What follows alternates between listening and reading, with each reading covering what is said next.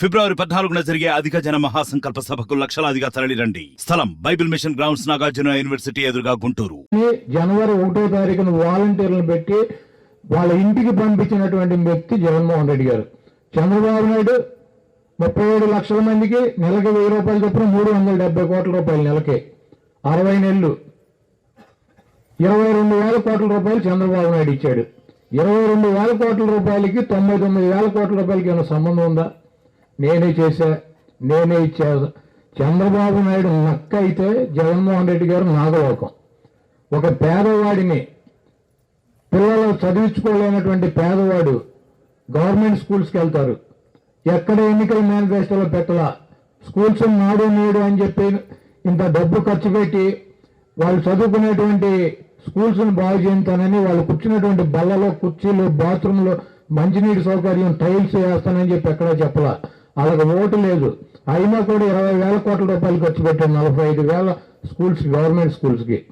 పిల్లలకి ప్రతి సంవత్సరం యూనిఫాము, బూట్లు, సాక్స్, బ్యాగులు, పుస్తకాలు, రబ్బర్లు, పెన్సిళ్ళు, పెన్నులు, వాళ్ళకి కావాల్సినటువంటి ప్రతి అవసరాన్ని కూడా ఆయన గుర్తించి వాళ్ళకి ఇచ్చేటువంటి పరిస్థితి.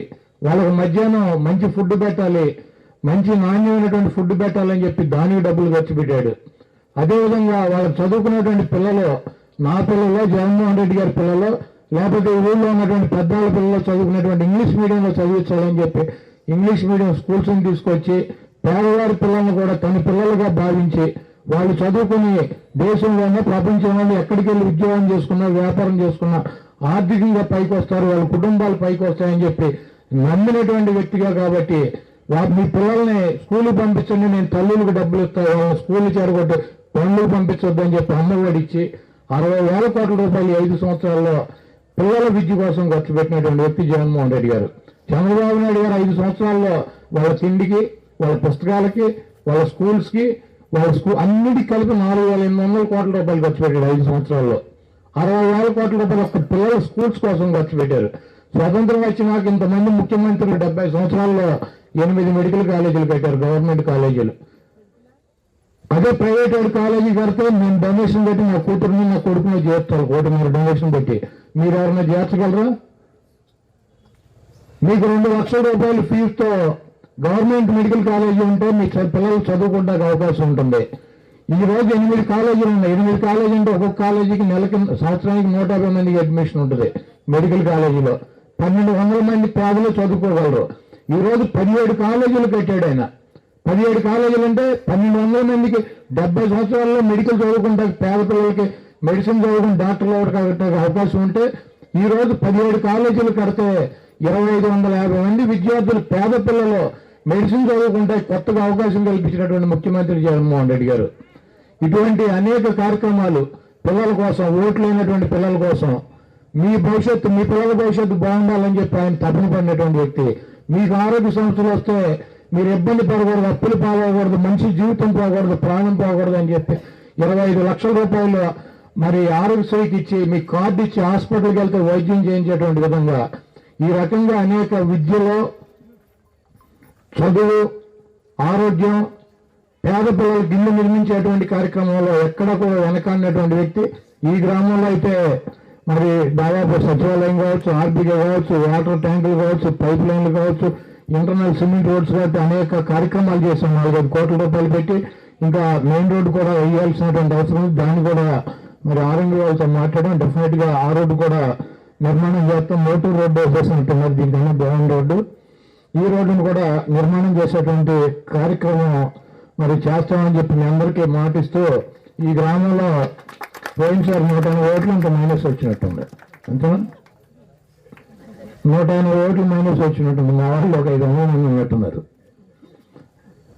కాబట్టి రాజకీయాలకు అతీతంగా, పార్టీలకు అతీతంగా, కులాలకు అతీతంగా 14 సంవత్సరాలు అధికారంలో ఉన్నాడు. ఈ గ్రామంలో నాకు తెలిసి చంద్రబాబు 99 నుంచి 2004 వరకు ముఖ్యమంత్రిగా ఉండగా 9 సంవత్సరాలు ఈ గ్రామానికి ఫంక్షన్లు ఉన్నాయో తెలుసా? వృద్ధులకి, వితంతులకి, వికలాంగులకి ఇచ్చేటువంటి ఫంక్షన్లు ఎవరికైనా గుర్తున్నాయా? మీకు ఎవరికైనా తెలుసా? డయస్ మీద ఉన్న వాళ్ళకి 29 ఉంది. ఆ 29 ఎవరైనా పెన్షన్కి అప్లై చేసుకుంటే 29 ఎవరైనా చచ్చిపోతే కొత్తగా వస్తుంది. ఈలోపు అప్లై చేసుకునే వాళ్ళు పోయేవారు. వీళ్ళు పోకపోతే వృద్ధులకి, వితంతువులకి, వికలాంగులకి, వృద్ధులకి ఇన్ని, వితంతువులకి ఇన్ని, వికలాంగులకి ఇన్ని అని. అప్పుడు రాష్ట్రం అంతా ఉమ్మడి రాష్ట్రంలో 17 లక్షల మందికి పెన్షన్ ఉండే. 17 లక్షల ఒకటో వాడికి ఉండే కాదు. ఆ 17 లక్షల మందిలో ఎవరన్నా చనిపోతే కొత్తగా ఇంకోళ్ళని జాయిన్ చేసుకోవడం తప్పించి 70 రూపాయల పెన్షన్. రాజశేఖర రెడ్డి గారు వచ్చినాక 2004లో శాచురేషన్ అని చెప్పి ఎవరైతే అర్హులు ఉన్నారో అందరికీ 100% ఇవ్వాలని చెప్పి ఆయన 74 లక్షల పెన్షన్ తీసుకొచ్చాడు. 200 రూపాయలు చొప్పున ఈ ఉమ్మడి రాష్ట్రంలో ఉన్నటువంటి 17 లక్షల పెన్షన్ 74 లక్షల పెన్షన్లకు తీసుకొచ్చినటువంటి ఘనత రాజశేఖర రెడ్డి గారిది. ఎప్పుడు కూడా చంద్రబాబు నాయుడు పేదవాడికి ప్రభుత్వం నుంచి ఆర్థిక సహాయం చేయాలని కానీ, వాళ్ళ పిల్లలకి చదువుకుంటానికో వాళ్ళు ఉన్నటువంటి చదువుకునేటువంటి స్కూల్స్ని బాగు చేయాలని కానీ, వాళ్ళకి ఏమైనా ఆరోగ్య సమస్యలు వస్తే ఉచితంగా వైద్యం చేయించాలని కానీ, ఇటువంటి మానవత్వం కానీ మమకారం కానీ లేనటువంటి క్రూరుడు చంద్రబాబు నాయుడు. రాజశేఖర రెడ్డి గారు ఒక డాక్టర్ కాబట్టి ఆరోగ్యశ్రీ కార్డు తీసుకొచ్చి పేదవాడిని, జేబులో 5 పైసలు బిల్లలేని వాడిని 10 లక్షల రూపాయలు వైద్యం చేయించాలన్న కార్పొరేట్ హాస్పిటల్కి తీసుకెళ్లి వైద్యం చేయించాడు. రాజశేఖర రెడ్డి గారికి ప్రాణం అంటే పేదవాడి ప్రాణమైనా దండికపాటి ప్రాణమైనా ఆయనకు ఒకటే. ఈరోజు ఆయన కొడుకు చంద్రబాబు నాయుడు గారు ముఖ్యమంత్రి అయ్యేటప్పుడు 2014లో విడిపోయినటువంటి ఆంధ్రప్రదేశ్లో 30 లక్షల మంది పెన్షన్లు ఉన్నాయి. జన్మభూమి కమిటీలు అని పెట్టాడు. ఆయన దిగిపోయేటప్పుడు కూడా 37 లక్షల మందికి పెన్షన్లు ఉన్నాయి. ఎక్కినప్పుడు 37 లక్షలు ఉంటే దిగిపోయేటప్పుడు కూడా 37 లక్షలు ఉన్నాయి. 2019లో జగన్మోహన్ రెడ్డి గారు 37 లక్షల మంది పెన్షన్లతో ముఖ్యమంత్రి ఎక్కితే ఈరోజు 66,70,000 మంది పెన్షన్లు ఇస్తున్నాడు. అంటే 20 లక్షల మంది పెరిగారు. చంద్రబాబు చెబుతాడు నేను 2,000 ఇచ్చానని. వృద్ధులకి, వితంతువులకి, వికలాంగులకి చంద్రబాబుని 2014లో ప్రమాణ స్వీకారం చేసేటప్పటికి 200 రూపాయల పెన్షన్ ఉంది. అక్టోబర్ 2వ తారీఖు దాకా 5 నెలలు 200 ఇచ్చాడు. అక్కడి నుంచి 2019 జనవరి దాకా 1000 రూపాయలు ఇచ్చాడు. 50 నెలలు. జనవరి, ఫిబ్రవరి, మార్చి, ఏప్రిల్, మే 2000 ఇచ్చాడు. అంటే మొదటి 5 నెలలు 1000 రూపాయలు ఇచ్చాడు. 200 రూపాయలు చొప్పున టోటల్గా 5 నెలలకి 1000 రూపాయలు ఇచ్చాడు. తర్వాత 50 నెలలు 50,000 రూపాయలు ఇచ్చాడు. తర్వాత లాస్ట్ 5 నెలలు 10,000 రూపాయలు ఇచ్చాడు. అంటే ఒక్కొక్క పెన్షన్దారుడికి చంద్రబాబు నాయుడు ఇచ్చినటువంటి డబ్బు 61,000 రూపాయలు 37 లక్షల మందికి. జగన్మోహన్ రెడ్డి గారు ముఖ్యమంత్రి అయిన రోజు నుంచి 2,250 రూపాయల నుంచి ఈరోజు 3,000 రూపాయలు ఇస్తున్నాడు. ఈ యావరేజ్ 2,500 రూపాయలు అంటే 60 నెలలకి ఒక్కొక్క పెన్షన్దారుడికి 1,50,000 ఇస్తున్నాడు. అతను 61,000 ఇస్తే ఈయన 1,50,000 రూపాయలు ఒక్కొక్క పెన్షన్దారుడికి ఇచ్చాడు ఈ 5 సంవత్సరాల్లో. జగన్మోహన్ రెడ్డి గారు ఇచ్చింది 66 లక్షల మందికి. 66 లక్షలు ఇంటూ 2,50,000 రూపాయలు అంటే 99,000 కోట్ల రూపాయలు ఇచ్చింది జగన్మోహన్ రెడ్డి గారు. ఓన్లకి వృద్ధులకి, వికలాంగులకి, వితంతువులకి 99,000 కోట్ల రూపాయల డబ్బుని జనవరి ప్రాంతాలకు అతీతంగా జగన్మోహన్ రెడ్డి గారు పనిచేయాలని చెప్పి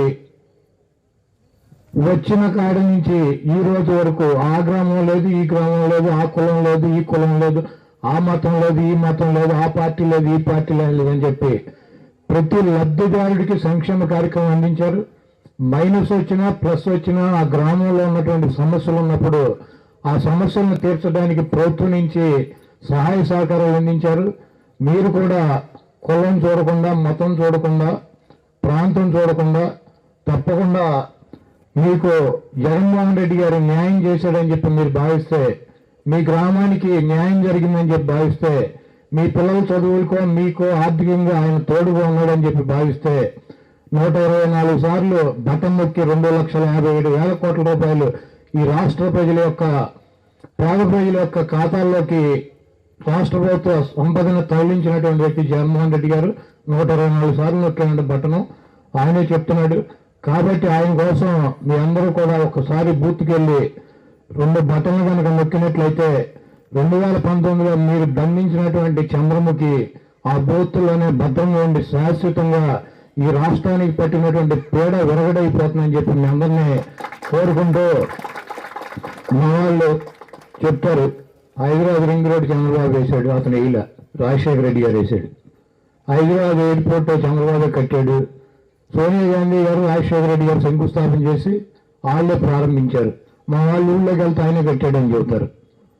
రింగ్ రోడ్డు ఆయన ఇలా, సెల్ ఫోన్ ఆయన కనిపెట్టలే. మా కనిపెట్టినాడు ఎవడు అమెరికాలో కనిపెట్టాడు, సెల్ ఫోన్ నేనే కనిపెట్టానని చెబుతాడు. కంప్యూటర్ ఈయన కనిపెట్టలా, అది నేనే కనిపెట్టానని చెబుతాడు. ఇక ఎవడేది కనిపెట్టినా నేనే కనిపెట్టానని చెబుతాడు.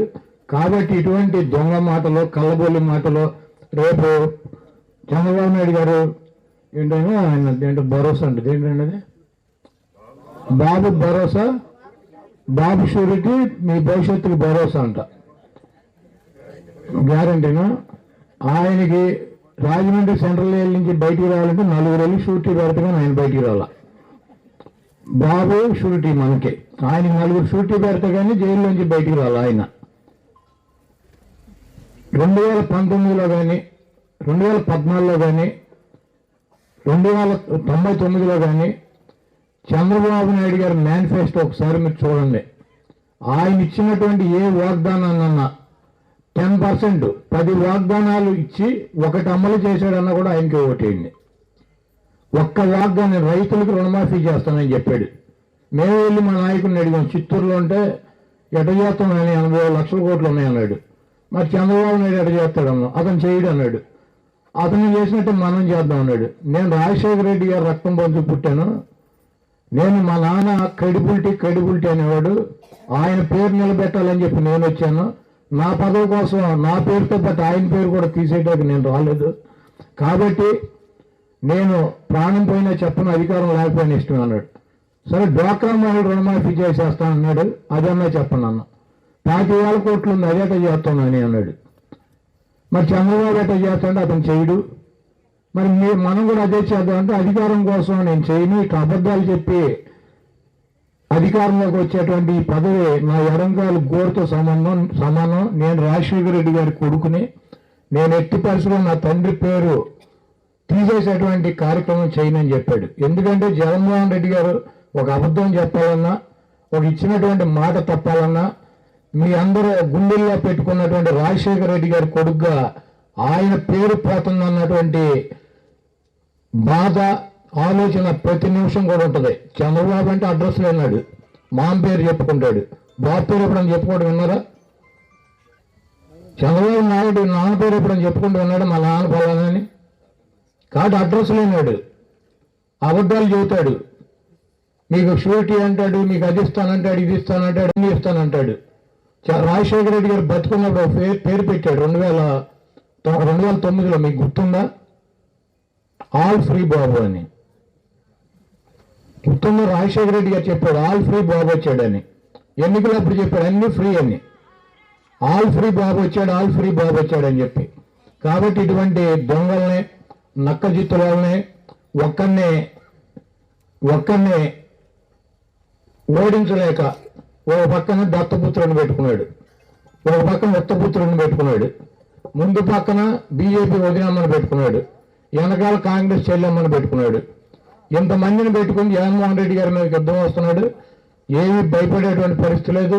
జగన్మోహన్ రెడ్డి గారు మేము అన్నిటికీ సిద్ధంగా ఉన్నాం, తప్పకుండా ఎంతమందితో కలిసి వచ్చిన 1000 గజాల 1000 అడుగులు గొయ్యి తీసి వాళ్ళందరినీ కూడా ఆ గోతులో పాతి పెడతాకి రాష్ట్ర ప్రజలు సిద్ధంగా ఉన్నారు. 100 రోజుల్లో చంద్రబాబు నాయుడుతో పాటు చంద్రబాబు నాయుడు ఉత్తపుత్రుడిని, దత్తపుత్రుడిని, వదినమ్మని, చెల్లెమ్మని అందరినీ కూడా ఆ ఈవీఎం బాక్సులో బంధించి వాళ్ళని మీ అందరూ కూడా బంధించాలని చెప్పి కోరుకుంటూ, ఇంత లేట్ అయినా కూడా అందరూ వెళ్ళిపోకుండా ఉన్నందుకు మీ అందరికీ మరొకసారి ధన్యవాదాలు తెలుపుతూ సెలవు తీసుకుంటాం. మరిన్ని వీడియోస్ కోసం ఛానల్ ని సబ్స్క్రైబ్ చేయండి, లేటెస్ట్ అప్డేట్స్ కోసం వాట్సాప్ ఛానల్ ని ఫాలో చేయండి అండ్ లింక్ డిస్క్రిప్షన్ లో ఉంది.